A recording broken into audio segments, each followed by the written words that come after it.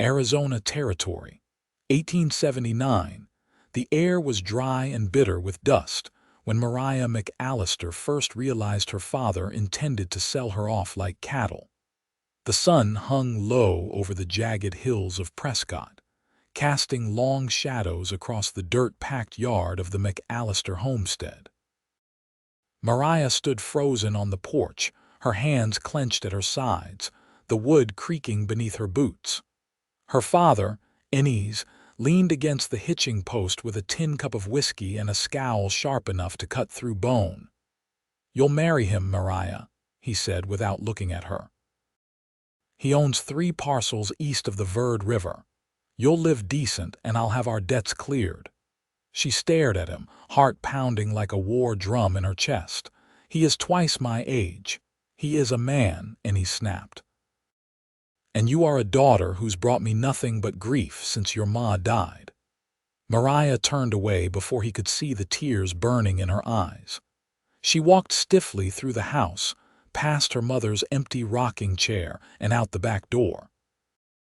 Her feet carried her through sagebrush and dry grass until the homestead disappeared behind her. She walked until her legs ached, finally sinking down against an old cottonwood near the dry creek bed. She had no one, no siblings, no mother, no say, except one person came to mind. She had not seen him in 2 years. Not since he rode off after the war with nothing but a saddlebag and a quiet promise, Pace Fletcher. He had worked their cattle off and on when she was 16, earning just enough money to keep riding. He had been older, 22 then, quiet but kind. He used to hand her apples from his saddlebag and tell her stories about the Picos. She had loved him in the soft, silent way a girl loves when she is still learning who she is. Now she was 20, old enough to know that love was not stories. Love was a choice, and she had none left. 2 days later, the man her father chose for her arrived. Colt Mathers came on a black gelding with a gold ring already in his pocket and oil on his hair. Mariah stood beside her father in the yard, her face blank. Colt tipped his hat to her like she was a horse he was considering buying. "She'll do," he said, then looked at Ennis. "We'll marry next week. I want her moved into my place before the frost sets." Mariah's stomach twisted. She turned to her father. "No," and he slapped her so hard her ears rang. "Go inside." She walked away without a word. Her cheek burned, but her heart was colder than mountain stone. That night, while Colt and Ennis drank and talked inside, Mariah saddled up her mother's old mare and rode. She followed the moon east, toward the old cattle trails where she had last seen Pace Fletcher. She rode for a day and a half before she found him. He was fixing a broken fence on a ranch just outside Cherry Creek, shirt off, sweat on his brow, his hands wrapped in rawhide gloves. He looked up when he heard her horse.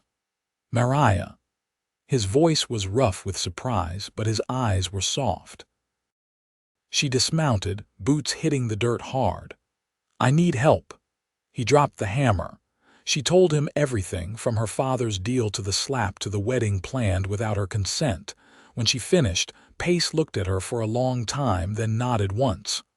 "All right," he said. "Then we will fix this." "How?" she asked. He stepped closer, the late afternoon sun lighting the edges of his hair. "Because as of tomorrow morning," he said, "you are already spoken for." Mariah's breath caught. "What?" "I am going to ride straight into your father's yard," he said. "And I will tell him I have already claimed you, that we are to be married. You would do that." Her voice cracked. Pace looked at her like he had never stopped thinking about her. "I should have done it 2 years ago." The next morning they rode back together. Mariah's hands trembled on the reins, but Pace rode tall beside her, his jaw set.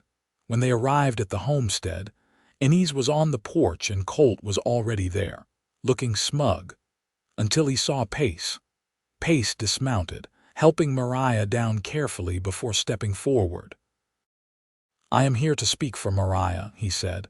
"She and I are to be married." Colt laughed. "You got no claim." "I do," Pace said. "We've made our intentions clear. We will be married by the end of the week."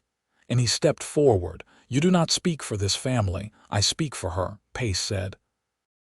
"And she is not yours to give away." Mariah stepped beside him, lifting her chin. "I choose him." And his face twisted with rage, but he knew the law. She was of age. If she had already promised herself to another man, there was nothing he could do but spit in the dirt and turn away. Colt glared at them both. "You will regret this." Mariah looked him straight in the eye. "No, I will not." Pace wrapped an arm around her waist and led her back to the horses. They rode away together. By dusk, they stopped by a creek near Pace's camp. He built a fire while she gathered water. They ate quietly, watching the stars blink to life above them. When they lay down for the night, he did not touch her.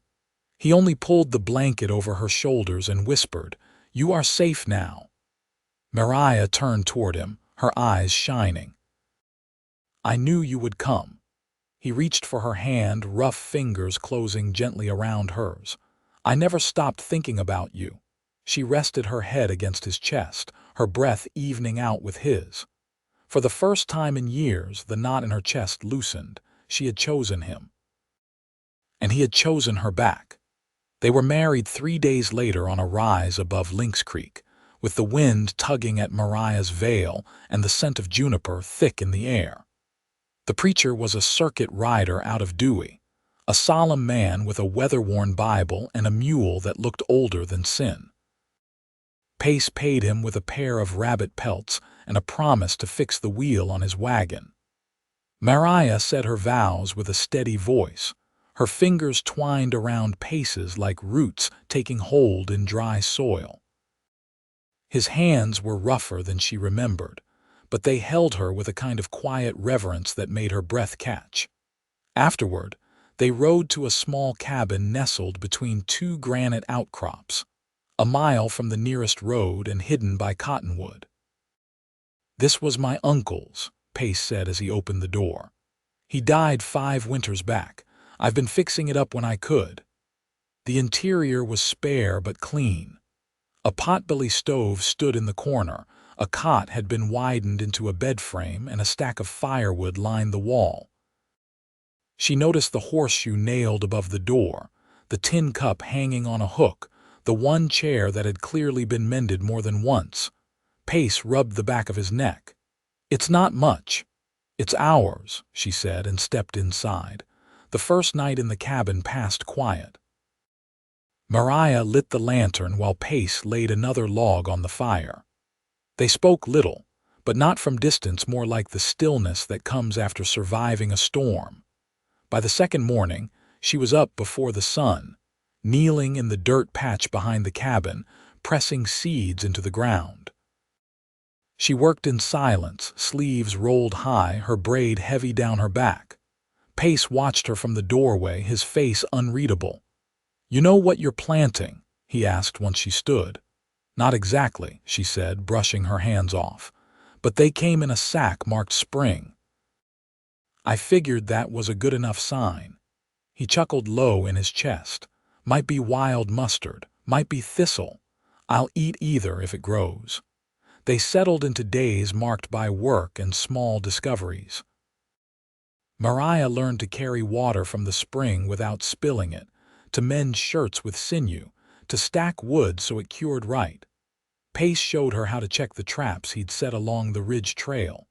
Once, they found a fox caught clean through the paw. He released it with careful hands while she held the sack open. "I thought you'd kill it," she said after it darted off. "Wasn't hungry enough," he said, wiping his knife on the grass. At night, he read from a dog-eared almanac or whittled scraps of pine into bird shapes. She stitched an apron from flour sack cloth, humming under her breath.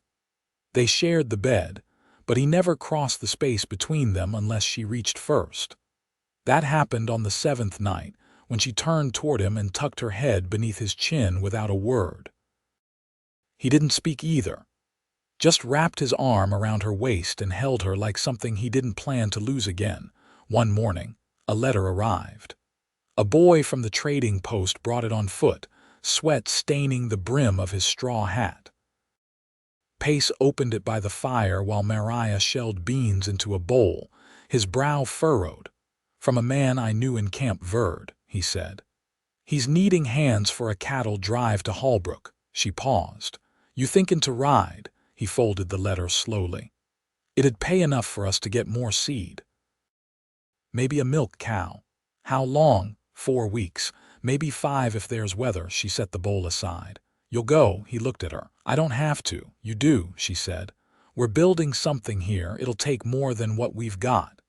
He reached across the table, touched her wrist. "I'll come back. I know."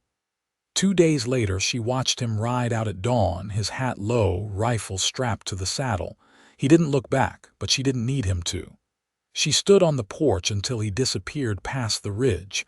The days that followed were quiet in a different way. She kept busy darning, planting, hauling water, but every silence felt longer without his voice filling it. Nights were the worst. She left his side of the bed untouched, blanket folded back like he'd return any moment. One afternoon, she found a note tucked beneath a floorboard in the corner of the cabin.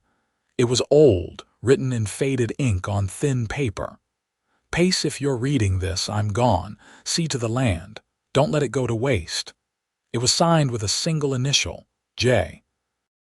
She folded it carefully and set it on the shelf beside the almanac. Later that week, she walked to the edge of the creek, the same one they had camped beside before riding to her father's. She sat on the same rock, knees drawn to her chest. For the first time since Pace left, she spoke aloud. "I hope you're eating. I hope you're dry." A breeze stirred the cottonwood leaves. She closed her eyes and pictured him, dust on his boots, sun in his hair, that quiet steadiness in his eyes. She stood and walked home. The garden had started to sprout. Whatever she had planted was green and stubborn enough to survive the rocky soil, just like her. The rains came late that year. Long after the cattle drive had pulled Pace north through the high mesas and scrub country, the sky cracked open one afternoon and poured itself over the land like it had been holding its breath too long. Mariah stood in the doorway, watching the garden soak. The sprouts had grown tall enough to need tying, and the rain made the work harder. Still, she wrapped rough twine around the stalks, hands steady even as her dress clung wet to her legs. She didn't mind the chill. It kept her from thinking too much. That night, the roof dripped in the corner near the stove. She set a tin basin beneath it and sat at the table, candle burned low, reading aloud from the almanac just to fill the silence. The next morning brought a rider. He came up slow, leading a bay with a limp. Mariah stepped out with the rifle balanced in her arm, though she kept the barrel down. "Ma'am," the man said, nodding. His coat was soaked through and his hat sagged at the brim. "Looking for Pace Fletcher. Heard he's staying out this way." "He's gone north for work," she said. "Won't be back for some weeks yet." The man shifted, eyes scanning the cabin. "Name's Elijah Brenner. I rode with him once. He around when you get word, I'll tell him," she said. He hesitated, then reached into his coat and pulled a folded scrap of oilskin. "Owes me a favor, nothing pressing. Just want him to know I'm headed west soon. After the snow falls, I won't be back this way." She took it without unfolding. "Safe ride." He looked like he wanted to say more but nodded and turned the bay toward the trail. Mariah watched him vanish into the trees, then tucked the note beneath the hearthstone. She didn't open it. If it was important, Pace would read it himself. 2 weeks later, she was splitting kindling when hoofbeats drew close again. Her breath caught, hands pausing mid-swing. Then she saw his hat crest the ridge. Pace rode in slow, his shirt dusty, the edge of his jaw darker with growth than when he'd left. He dismounted without a word, tied the reins, and walked straight to her. "You hurt anywhere?" she asked. "No," he said. "Just missed you." She set the hatchet down and stepped into his arms. He smelled of sun and horse and trail dust, and she let her forehead rest against his chest. He held her tight, then leaned back enough to look at her face. "You kept it up, garden took," she said. "And the roof leaks near the stove." "I'll fix it," she nodded. Later, she made cornbread while he unpacked his saddlebag. He laid out a tin of coffee, a bundle of dried apples, and a folded cloth with a single brass button tied in the center. "What's that?" she asked, glancing over. He untied it and placed a brooch on the table, a small oval set with a pressed blue flower beneath glass. "From Hallbrook," he said. "Traded a spare bridle for it. Thought maybe your mother would have liked you to have something fine." Mariah reached for it, brushing her thumb over the glass. "She would have," she said quietly. He watched her a long moment, then pulled the chair closer. "I saw a lot of women trailing after that herd," he said. "Some with no shoes, some with babies on their backs. Most of them looking for someone to hold still long enough to build a life." "And did you?" she asked. "I didn't have to look," he said. "I already knew where mine was." She didn't speak, only reached across the table and took his hand. His fingers curled around hers like they'd been waiting. After supper, they sat on the steps, letting the last of the light fade. The air smelled of damp earth, and a barn owl called once from the cottonwoods. "I found a note," she said. "From a man named Elijah. Said he's heading west." Pace nodded. "He was with me after the war. Helped me get back on my feet. I owe him more than he thinks." She leaned her head against his shoulder. "He said it wasn't pressing." "Still," he murmured, "I'll write him." They sat like that until the moon rose, silvering the grass and casting soft light across the ridge. Mariah closed her eyes and listened to the quiet. No voices. No footsteps. No one coming to take her away. Just the sound of wind through cottonwood and the steady beat of a heart against her cheek. Inside, the fire burned low. A beam of moonlight stretched across the floorboards, catching on the brooch where it lay on the shelf. Mariah rose, took it in her hand and pinned it to the front of her dress. Pace watched her from the bed. She turned to him, and he held out a hand. She crossed the room without hesitation, climbed beneath the quilt and laid her head against his chest. "I never thought I'd have this," she whispered. "You do now," he said, and she believed him. The first frost glinted across the ground before dawn, the grass stiff and pale beneath the weight of it. Mariah stood barefoot on the porch, wool shawl wrapped around her shoulders, watching the creek smoke in the chill. Behind her, the fire had gone low, but she hadn't wanted to wake Pace.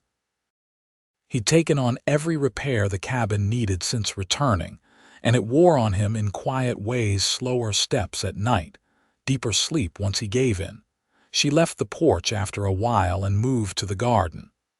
Most of the stalks had withered, their leaves curled and brown. She pulled what remained 2 carrots, a handful of wild greens, and carried them inside.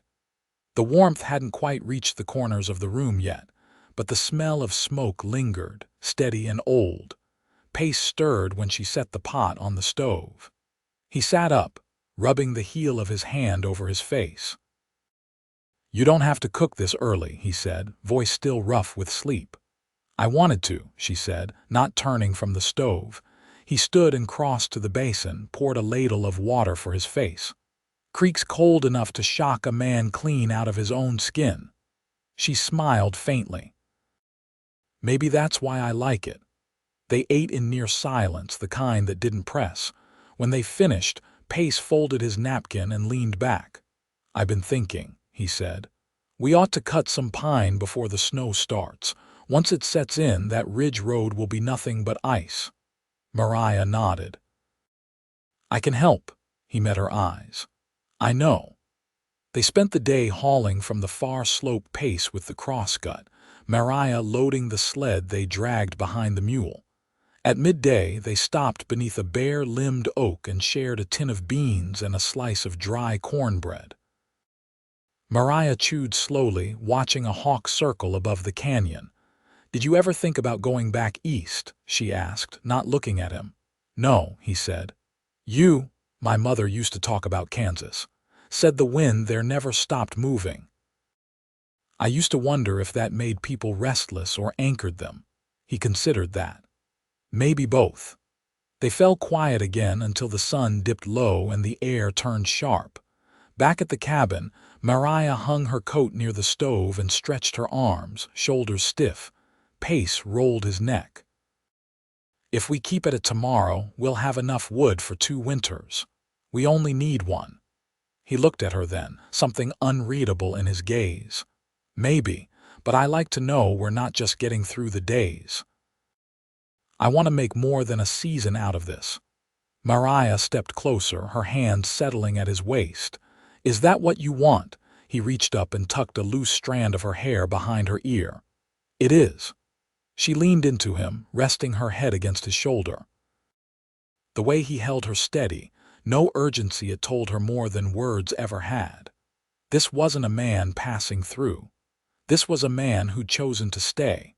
That night, a storm rolled in without warning. The wind howled against the shutters and the trees groaned under its weight. Mariah lit a second lantern and they sat on the floor before the hearth, wrapped together in an old quilt. The wind rattled the stovepipe and she glanced up. "You think the roof'll hold?" "It's pegged strong," he said. "I checked every beam." She reached for his hand. "I believe you." He gave a short nod, then looked at her with a rare softness. "You're not what I expected when I came back." She tilted her head. "What did you expect?" "I don't know. Maybe someone still too young, still angry." "You've grown into something solid." She studied him in the flickering light. "That's what this land does. It doesn't let you stay soft."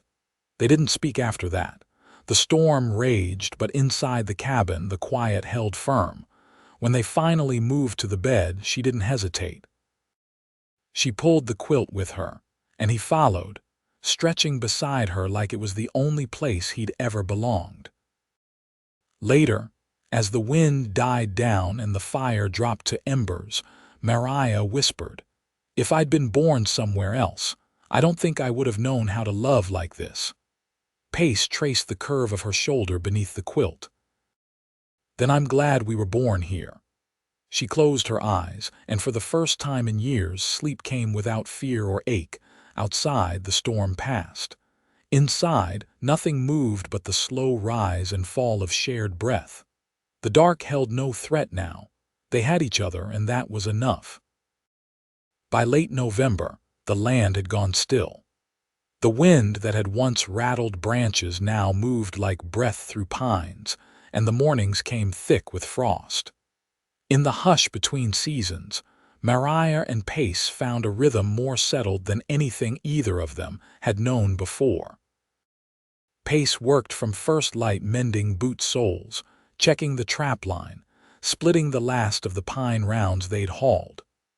Mariah brewed chicory when they had no more coffee, made broth from a lean rabbit, and learned to stitch seams strong enough to last through snowmelt.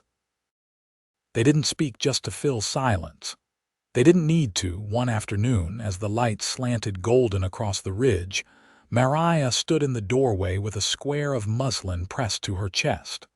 Her fingers trembled slightly, but her eyes were steady.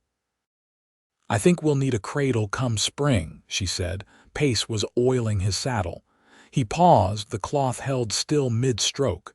He looked at her, then at the square in her hands, then back again. "You sure?" She nodded once.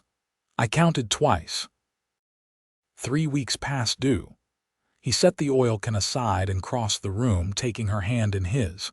"You all right?" "More than," she said. "Just, everything feels full."